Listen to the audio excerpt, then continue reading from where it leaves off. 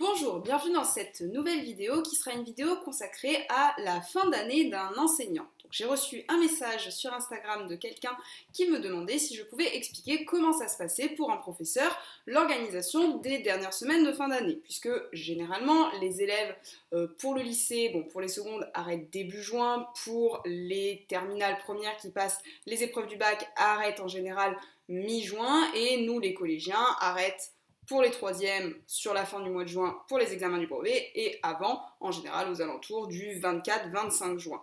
Donc, que font les enseignants quand on dit qu'ils vont finir aux alentours, eux, du 7 juillet et même plus tard pour l'administration qui, eux, finissent en général avec une semaine de décalage avec les enseignants. Donc, qu'est-ce qu'on fait pendant toutes ces heures? Avant de commencer cette vidéo, je tenais bien évidemment à remercier le nombre de personnes qui se sont abonnées parce qu'il y a eu un nombre d'abonnements considérable dont je n'étais absolument pas préparée ces derniers jours. Donc, merci beaucoup pour ça. Je tiens juste à rappeler quand même que ce que j'ai pu montrer dans la dernière vidéo n'a pas vocation à être sur de la moquerie spécifique sur une personne. Les perles du bac, les perles des examens, les perles dans les copies, vous pouvez en trouver des tonnes sur internet. Ce que j'ai cité, c'est des choses que j'ai pu lire parmi tant d'autres, mais voilà, ça n'a pas vocation à cibler une personne particulière. Je suis désolée si certains ont pu se sentir blessés, ce n'était absolument pas mon intention. Je tiens également à féliciter tous les collégiens qui ont obtenu le brevet des collèges, également les lycéens qui ont pu obtenir leur bac. Je tiens également à remercier beaucoup mes élèves d'avoir fait des développements construits, parce que certains m'ont dit qu'ils avaient fait des développements construits, et merci beaucoup, c'est bien d'avoir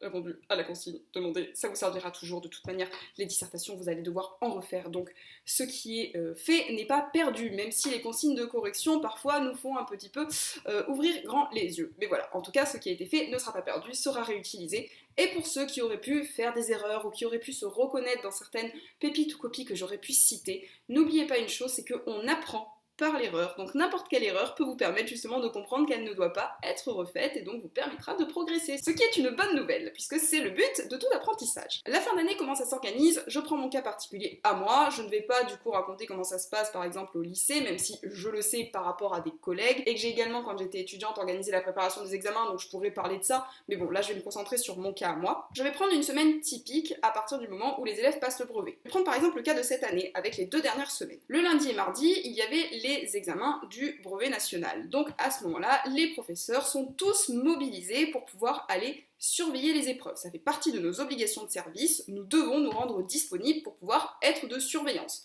Généralement, pour tout ce qui concerne la surveillance, vous avez 2 surveillants par salle, alors ça peut varier en fonction des établissements, des besoins, du nombre de personnes qu'on est. Nous en tout cas c'était 2 personnes qui surveillaient par salle. À ce moment-là, on va s'occuper de permettre aux élèves de remplir les copies, de vérifier les émargements, de vérifier si la pagination est bien faite. On réceptionne les copies à la fin de l'épreuve et on les amène au secrétariat d'examen, où vous avez là un autre groupe de professeurs qui se charge de la réception des copies, puisque les copies vont ensuite être anonymées, donc on va replier les bordereaux, on va ensuite les mettre dans des enveloppes qui sont envoyées dans les centres d'examen dans lesquels vont ensuite se réunir les professeurs sur la fin de la semaine. Donc là, on avait reçu des convocations, on peut être convoqué ou pas. L'année dernière, il n'y avait pas le brevet. L'année d'avant, je n'ai pas été convoquée, alors que j'avais été convoquée quand j'étais stagiaire, donc voilà, ça peut vraiment varier. Et à partir du moment où on a notre convocation, on est tenu de se rendre sur un site et on a 2 jours spécifiques sur site où on nous remet des copies et à partir de là, on va corriger les copies qu'on nous donne. Donc, on a un temps de 2 jours pour pouvoir les corriger. Généralement, on essaye de s'arranger pour faire en sorte que ça ne dure qu'une journée, pour qu'on n'ait pas à y retourner, parce que le centre d'examen n'est pas forcément à côté de chez nous.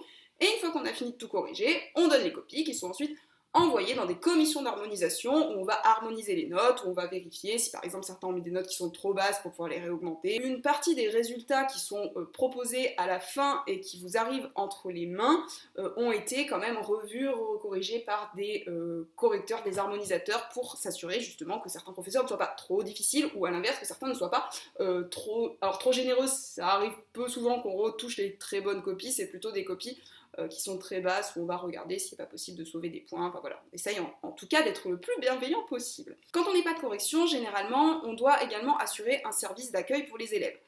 Bon, sur 900 élèves, on devait en avoir à peu près, je vais être gentille, je vais dire une vingtaine, mais je pense qu'on y en avait moins, et c'est soit des professeurs qui ont envie, par exemple, de proposer des activités, soit plus généralement des surveillants qui vont les prendre en charge. Pendant ce temps-là, généralement, on s'occupe de faire des réunions pédagogiques, donc on se réunit avec notre équipe pédagogique, puisque les professeurs sont organisés par discipline, donc par exemple, l'équipe d'histoire va se réunir entre elles, l'équipe de lettres va se réunir entre elles, et on va essayer du coup de discuter des projets qui ont été mis en œuvre cette année, qu'est-ce qui a marché, qu'est-ce qui n'a pas marché, qu'est-ce qui peut être reconduit, qu'est-ce qui peut être changé, et également de ce qu'on voudrait faire l'année d'après. Donc évidemment, il est possible d'inviter des gens d'autres disciplines, hein, on ne fait pas de discrimination, l'équipe de lettres peut très bien inviter l'équipe d'histoire.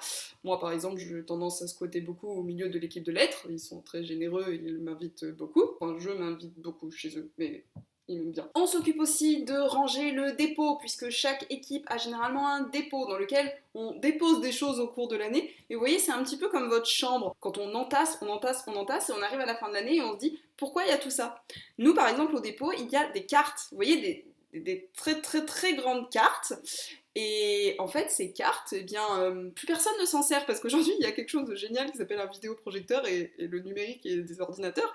Mais on a toujours des cartes, donc elles sont en plein milieu. On a des magnétoscopes aussi, parce que c'est utile de regarder des cassettes à l'ère du numérique et des clés USB. On range également nos salles de cours, puisqu'on peut les préparer du coup pour l'année d'après, on peut voir comment réaménager, bon voilà. On fait du ménage en gros.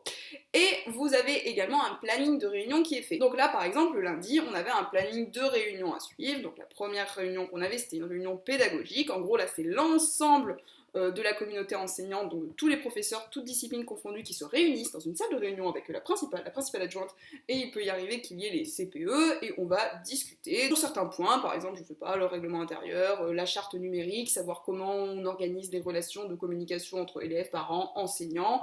On va également faire une réunion sur tout ce qui va concerner le calendrier de l'année suivante, donc voir les différentes dates. Et sachez-le, les professeurs ont beaucoup de mal à se mettre d'accord sur des dates. Donc généralement, on passe à peu près 2 heures à se disputer pour savoir quelle date on va mettre. Parce que vous vous rendez pas compte quand même quand on prépare des brevets blancs, mais la date, elle a été vachement réfléchie. Le calendrier, il a généralement été élaboré par la principale d'établissement, certainement la principale adjointe qui l'aide aussi, et ensuite, on se met d'accord pour savoir si on est d'accord sur les dates de stage, sur les dates de réunion de parents d'élèves, enfin voilà, on voit comment ça se passe. Le calendrier est susceptible de changer, hein, notamment par exemple cette année, il a beaucoup changé en fonction de la crise sanitaire, des différentes directives qu'on reçoit dans l'année, donc après tout est adaptable, mais au moins on pose déjà une base.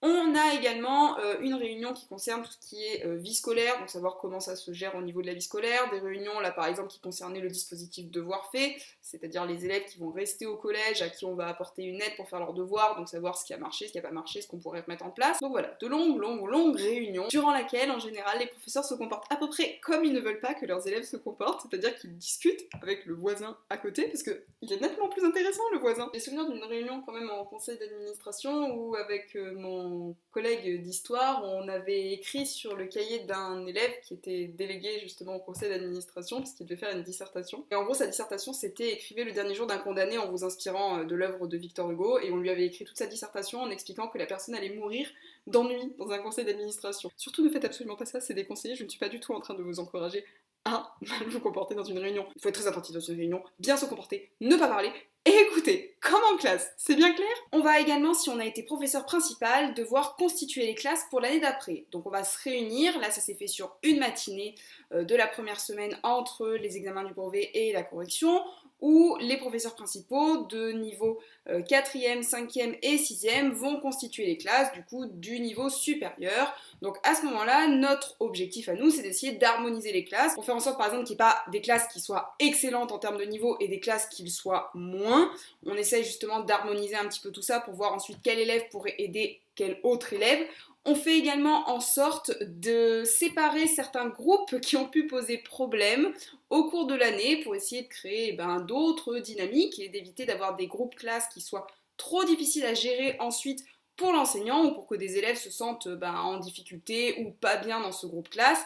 Généralement, quand on a des bons binômes, des bons trinômes, des bons groupes d'élèves qui fonctionnent bien, et que ça s'est bien passé sur l'année, qu'ils ont été assez sérieux, on essaie de les remettre ensemble aussi, tout ça également en tenant compte des différentes options, donc c'est un petit peu un casse-tête, et puis généralement vous avez des professeurs qui viennent tôt le matin, on essaye de se mettre d'accord, on fait des tableaux, puis après vous avez d'autres personnes qui arrivent en retard, ou l'administration qui passe, et pouf, faut tout recommencer, du coup là ça fait monter les tensions, parce qu'on n'est pas toujours d'accord, on essaie en tout cas de faire au mieux, à la fois pour les enseignants et pour les élèves. Et enfin, généralement vous avez la fête de fin d'année, qui est tant attendue, donc lors de cette fête, nous célébrons les départs en donnant des petits cadeaux, on remercie, la principale fait un discours, ensuite on mange, ensuite on fait la fête, on danse jusqu'au bout de la nuit. Bon, les dernières années c'était quand même assez limité avec toutes les mesures sanitaires et les mesures barrières, donc c'était très limité en termes de comité.